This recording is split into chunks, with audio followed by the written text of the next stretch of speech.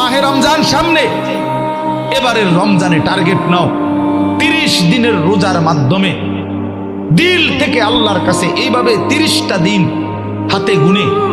তুমি আল্লাহর সাথে ওয়াদাবদ্ধ হও যে আল্লাহ 30 দিন আমি রোজা রাখবো, এবং যৌন চাহিদা, লজ্জাস্থানের চাহিদা, অশ্লীলতা, বেহায়াপনা, নর্তকী, নাচ গান, উলঙ্গ ছবি দেখা, নারীকে নিয়ে চিন্তা ভাবনা, মেয়েকে নিয়ে অশ্লীল চিন্তা ভাবনা, অবৈধ কোনো প্রেম সম্পর্ক, হারাম কোনো রিলেশন,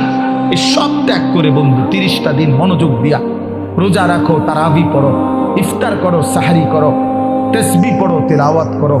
কোনো আলেমে দ্বীনের সাথে উঠা বসা করো, ইমাম সাহেবের সাথে সম্পর্ক করো। ইনশাআল্লাহ দেখবা আল্লাহ চাহে তো 30 দিনের মাথায় আল্লাহ বলেন লাআল্লাকুম তাত্তাকুন, আমি আল্লাহ ওয়াদা দিলাম মোমেন তোকে মুত্তাকি বানিয়ে দেব।